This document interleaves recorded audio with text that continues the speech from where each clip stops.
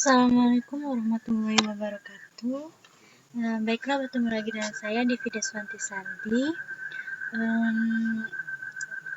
Pada kesempatan kali ini saya akan bahas tentang aplikasi chat, di mana program ini merupakan lanjutan dari pembahasan kita sebelumnya, yaitu pada tutorial pertama, yaitu tentang koneksi soket client server. Baiklah, langsung saja kita masuk ke aplikasi chat client server untuk definisinya.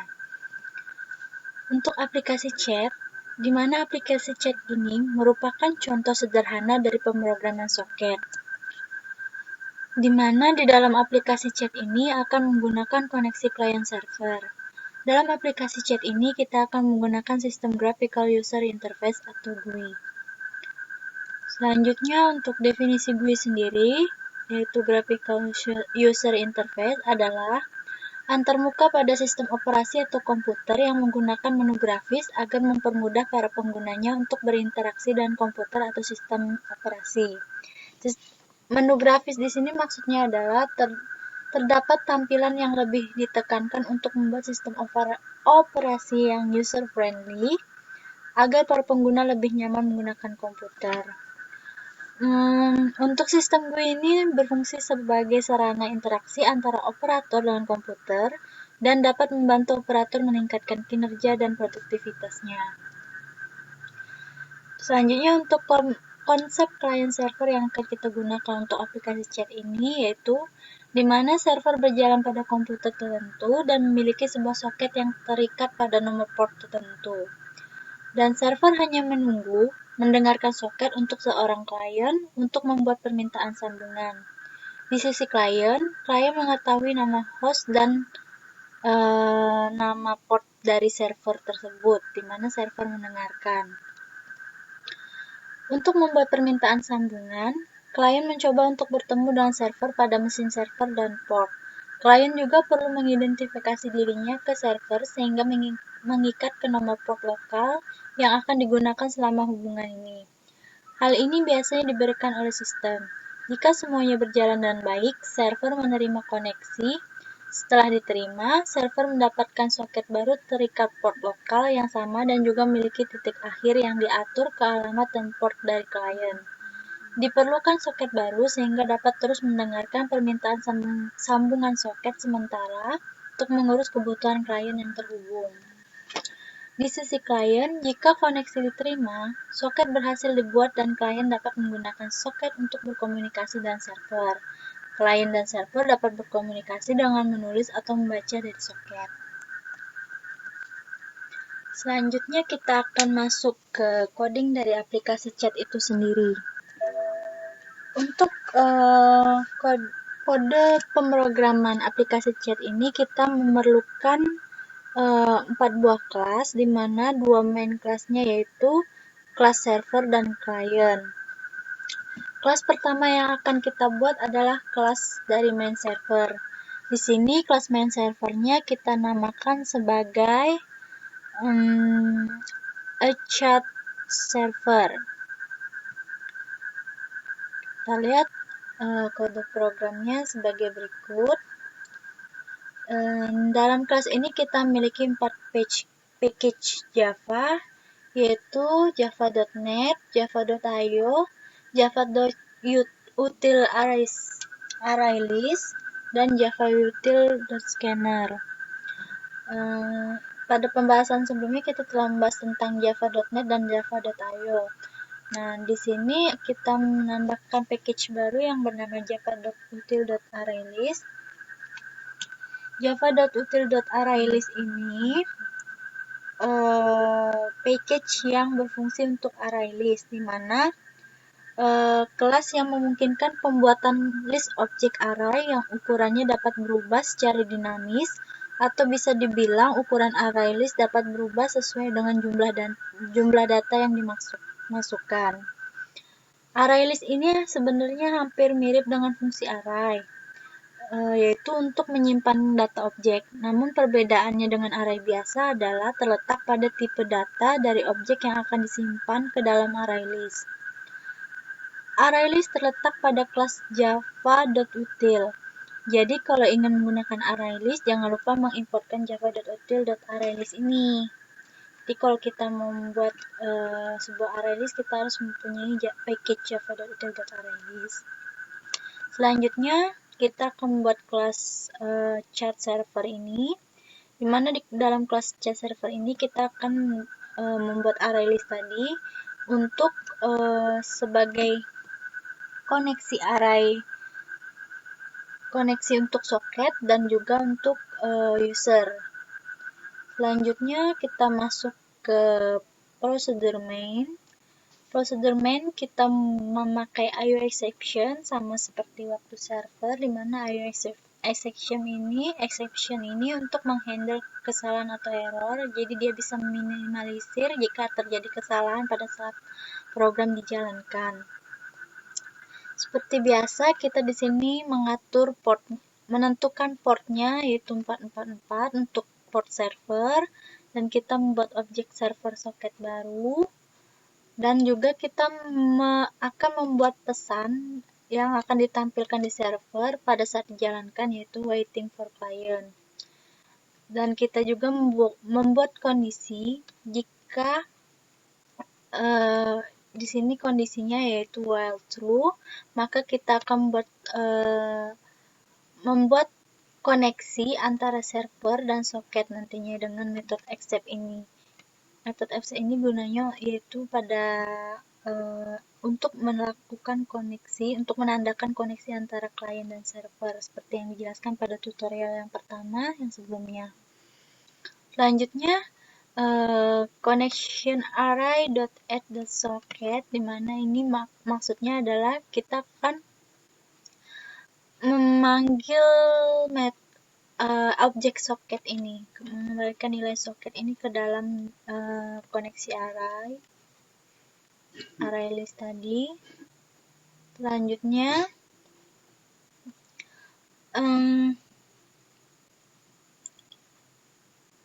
di sini kita buat pesan client connection form ini akan ditampilkan oleh server apabila server dan klien sudah terhubung. Dan add username ini adalah fungsi untuk menambahkan nama user pada saat menjalankan aplikasi chat nanti. Terus ini kita membuat kelas treat, di mana kita akan melakukan beberapa aktivitas dalam satu kurun waktu. Jadi kita perlu kelas treat agar kita bisa melakukan multitasking. Selanjutnya kita masuk ke prosedur add username. Add username ini maksudnya yaitu tadi menambah username, di mana kita akan membuat input berupa get input stream. Kita akan masukkan input dan input itu berupa string. Ini inputnya akan berupa string yang akan diinputkan dan ditampilkan. Nanti pesannya akan ditampilkan dan direturn oleh current user add username ini. Selanjutnya, ini untuk kondisinya jika kita mau menambahkan lagi chatnya, untuk menambahkan lagi window chatnya. Setelah kita membuat program chat server, kita masuk ke di sini ada metode baru yaitu fungsi plus, di mana metode plus ini merupakan metode dalam kelas output stream, di mana dia akan memaksa untuk menampilkan keluaran walaupun sebenarnya program tidak selesai. Bukan maksudnya program tidak selesai, maksudnya adalah apabila penulisan pada byte-byte keluaran itu belum selesai, tapi dia tetap dipaksa untuk menghasilkan output. Selanjutnya kita membuat kelas chat server return. Ini kita buat kelas ini. Chat server return ini hanya terdapat 3 package atau library, yaitu java.io, java.net, dan java.util.scanner. Terus di dalam chat server return ini kita membuat kelas chat server return yang merupakan implementasi dari kelas runnable. Kita juga membuat objek socket dan juga membuat objek input, objek output, dan juga membuat objek message berupa string. Dan di sini juga kita akan memanggil socketnya. Selanjutnya di sini kita masuk ke prosedur check connection, di mana prosedur check connection ini nanti akan berfungsi untuk melakukan pengecekan terhadap koneksi, apakah sudah terkoneksi atau belum. Nah, jika ini adalah kondisi apabila belum ada koneksi, dan dia akan melakukan kondisi perulangan. Jika dia belum melakukan koneksi, dia akan berulang sampai dia terkoneksi. Selanjutnya masih sama perulangan untuk koneksinya. Di dalam chat server return ini kita juga membuat fungsi proseduran. Fungsi proseduran di sini ialah untuk memberikan inputan, di mana dengan metode getInputStream ini untuk kita menuliskan pesan, dan metode getOutputStream ini untuk menampilkan pesan yang kita tuliskan. Lalu selanjutnya kita akan melakukan fungsi check connection ini, prosedur check connection. Di sini ada kondisi input .hasNext. HasNext ini berfungsi untuk mengembalikan nilai true jika masih ada anggota berikutnya yang dapat dikembalikan objek pada saat memanggil metode next. Jadi kalau misalnya kita memanggil metode next, maka hasNext ini fungsinya untuk mengembalikan objek, yaitu ini mengembalikan objek kan dia return. Terus selanjutnya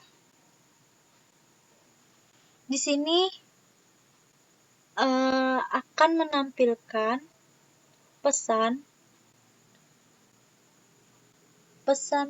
apa yang klien tulis akan ditampilkan di server. Jadi pesan yang klien tulis itu di sini akan ditampilkan oleh server.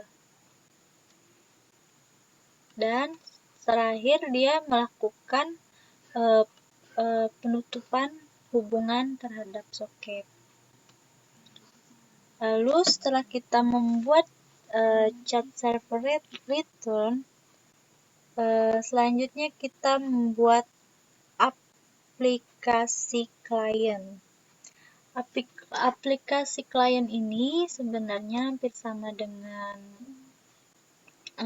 server tadi, tapi di sini kita menambahkan package Java berupa java.swing.jOptionPane, di mana ini merupakan package untuk menampilkan JOption, yaitu berupa GUI, Graphic User Interface.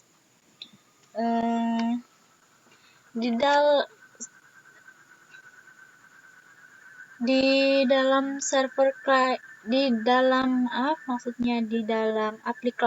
aplikasi klien ini juga kita memiliki satu kelas main dan satu kelas turunan.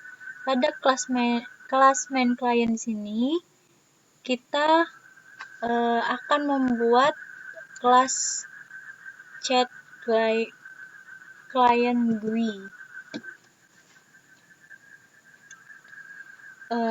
Dan inilah package yang kita pakai untuk kelas client GUI ini.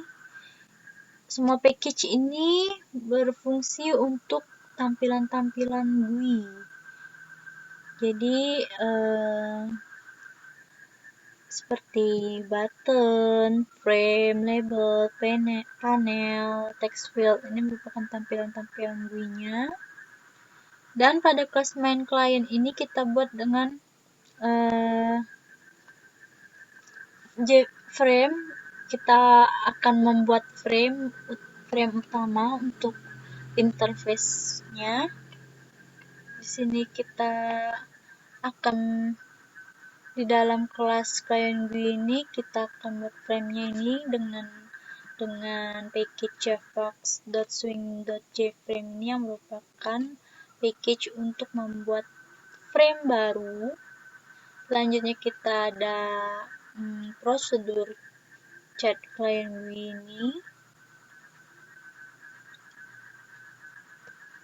ini untuk tampilan GUI juga, toolcase screen size ini, frame size untuk ukurannya, kita untuk ukuran screen, untuk ukuran frame.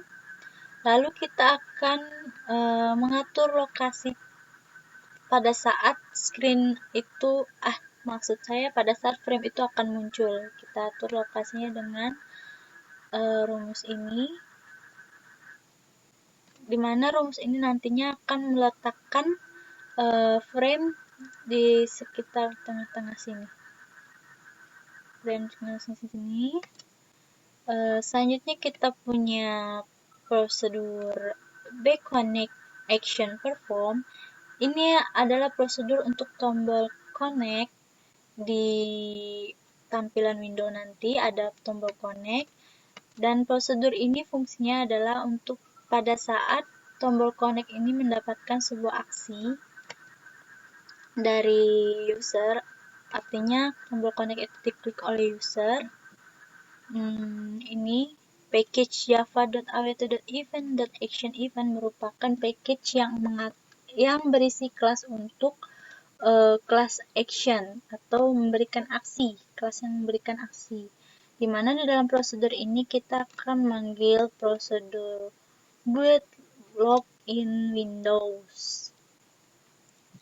Selanjutnya ada prosedur bsend, ini untuk tombol send, sama seperti itu. Kalau tombol sendnya mendapatkan aksi juga dengan kondisi jika text field message-nya belum diinputkan teks, maka chat client akan mengirimkan sebuah pesan permintaan bahwa dia harus menginputkan teks. Terus di sini juga ada prosedur untuk tombol disconnect. Jika tombol disconnect mendapatkan aksi juga, di mana jika chat client memanggil prosedur disconnect, maka dia akan melakukan atau memutuskan hubungan dengan koneksinya, dengan hostnya. Selanjutnya kita masuk ke main. Kita masuk ke prosedur main, di mana di dalam prosedur main ini kita akan membuat prosedur run juga, di mana kita akan membuat objek chat client GUI ini dan mengatur visibility-nya dengan nilai true. Selanjutnya kita masuk ke prosedur connect, di mana prosedur connect ini nantinya akan melakukan koneksi dengan server, yaitu dengan main chat server tadi. Seperti kita tahu bahwa port yang berada di client harus sama dengan port yang ada di server kan, agar keduanya dapat saling berhubungan. Jadi kita tentu menginisialisasi port di klien juga dengan nilai 44 sama seperti dengan di server, yaitu 444. Nih. Oke, lanjutnya sama ini localhost untuk menentukan lokasinya, lokasi soket, lokasi server, dan juga hostnya. Dan di sini jika kita sudah terkoneksi, klien akan mencetak pesan you connect to host apa ya, host yang sudah terhubung. Selanjutnya chat client ini akan membuat objek juga. Di sini akan mengambil output dari apabila kita menuliskan outputnya, soket output. Dan juga di sini kita membuat class treat karena kita akan melakukan multitasking dalam chatnya. Selanjutnya apabila tidak terjadi hubungan yang antar hostnya, hubungan dengan server gagal, maka yang terjadi adalah kondisi ini, dia akan mencetak pesan bahwa server not responding, lalu sistem langsung akan exit, sistem akan di-exit atau aplikasinya akan ditutup. Ini adalah prosedur build login Windows, di mana prosedur ini yang digunakan yang akan dipanggil di sini di prosedur connect. Jadi apabila kita connect, kita akan memanggil prosedur Windows, di mana isinya adalah sebagai berikut, yaitu ada login Windows, di mana ini adalah kita membuat title dari Windows loginnya, yaitu what is your name. Terus di sini kita mengatur ukuran Windows-nya, yaitu dengan height-nya 400 dan width-nya 100. Maaf, terbalik. Ini width dan height. Maksudnya ini width dan height 400 dan 100. Selanjutnya dengan set resizable-nya false. Ini maksud dari kode ini adalah agar Windows tidak bisa resizable. Jadi Windows-nya tidak bisa di-resize, Windows-nya jadi ukurannya tetap statik. Selanjutnya ini untuk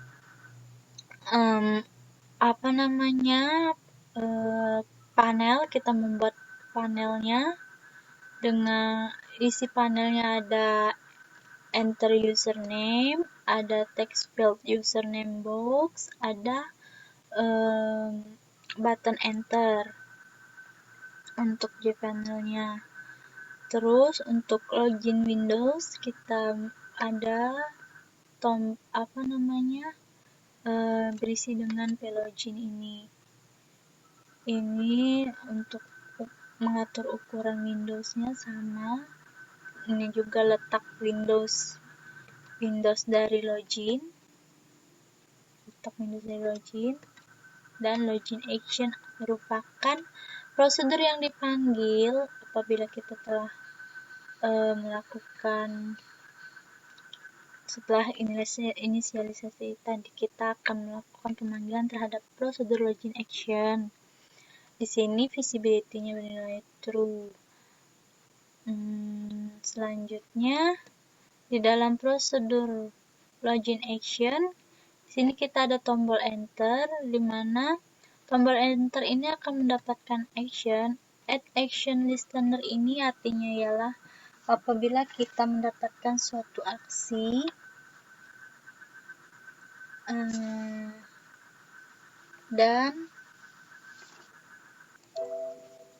dan metode dalam action listener ini yaitu hanya satu, yaitu action perform. Artinya jika kita mendapatkan aksi, maka kita akan manggil method action perform, di mana method action perform ini merupakan kelas yang berada di package java.await.event.action ini. Selanjutnya, kita akan manggil prosedur action beEnter ini. Action beEnter ini merupakan action pada tombol enter. Ini prosedur dari action beEnter ini. Dimana di dalam prosedur action beEnter ini berisi apabila tombol enter itu mendapatkan suatu aksi. Di sini kita kondisikan pada saat text field di username box-nya masih kosong atau belum menerima inputan, belum mengembalikan nilai inputan, maka username-nya akan sama dengan text field username. Artinya username-nya adalah sama dengan apa yang kita inputkan nanti di dalam username box, dan akan diambil nilainya oleh setText ini. Selanjutnya, chat server ini akan melakukan koneksi ke server dan klien dan melakukan login. Di sini visibility-nya false. Selanjutnya, tombol send sudah send itu bernilai benar, disconnect-nya juga bernilai true, terus connect-nya bernilai false. Artinya dia belum di-connect-kan. Lalu kita akan manggil prosedur connect.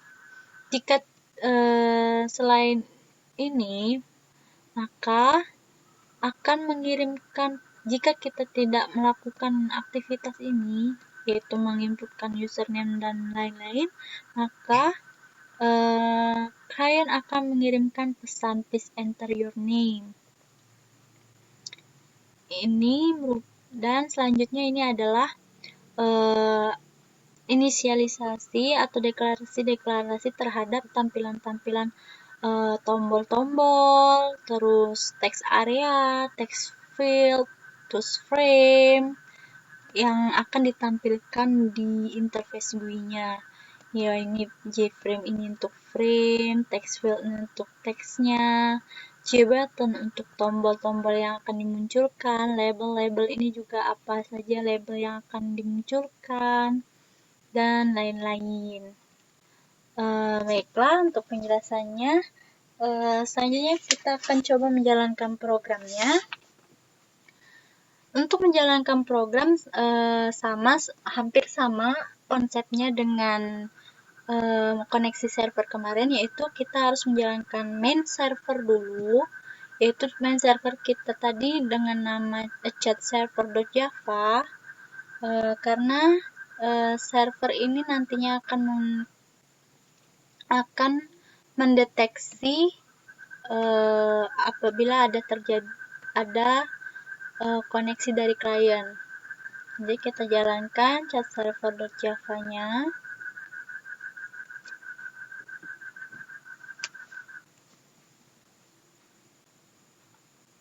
Maaf, salah.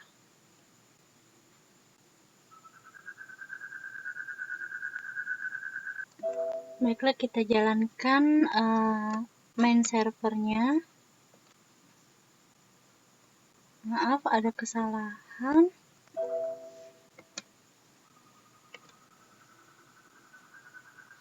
Nah, kita lihat di sini pesan yang ditampilkan adalah waiting for clients tadi kan. Kita tampilkan pesan ini. Selanjutnya kita jalankan mainnya, yaitu chat client GUI. Dan ini dia tampilan dari GUI-nya. Tampilan dari main GUI-nya. Selanjutnya kita lakukan connect. Setelah kita lakukan aksi connect, kita akan mendapatkan pesan berupa enter username. Misalnya kita masukkan namanya Divi, dan secara otomatis dia akan masuk ke currently online ini, yaitu siapa sih yang online maksudnya. Dan misalnya kita ingin menambahkan user, kita jalankan lagi ini program GUI-nya, kita tambah user, tambah lagi. Seperti kita lihat tampilan Windows-nya akan selalu berada di sini. Ini dikarenakan rumus yang kita pakai tadi, yaitu untuk menampilkan set location-nya ini dari fungsi set location. Dan untuk user kedua kita beri nama, kita connect dulu, kita beri nama misal Diana. Dia akan masuk juga ke chat list. Kita tambah lagi usernya, file lagi. Inilah yang dimaksudkan dengan kelas treat tadi, yaitu multitasking, dimana kita akan melakukan beberapa aktivitas dalam satu kurun waktu. Kita connect lagi dengan nama Trizaura.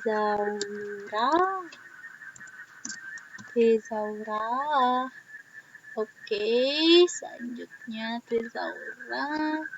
Cukup mungkin 3 saja. Hanya kita mencoba tes kirim pesan. Untuk DV kita misalnya hai,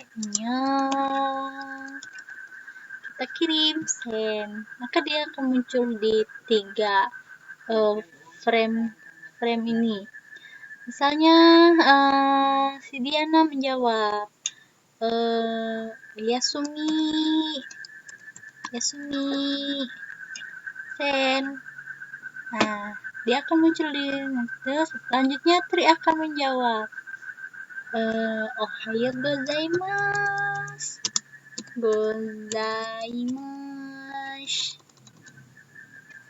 Oke, nah tada, selesai. Jadi begitulah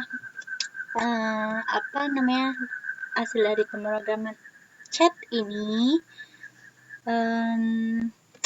Semoga apa yang disampaikan dapat bermanfaat. Demikianlah untuk tutorial kali ini, cukup sampai di sini. Mungkin ketemu lagi pada tutorial selanjutnya. Terima kasih. Assalamualaikum warahmatullahi wabarakatuh.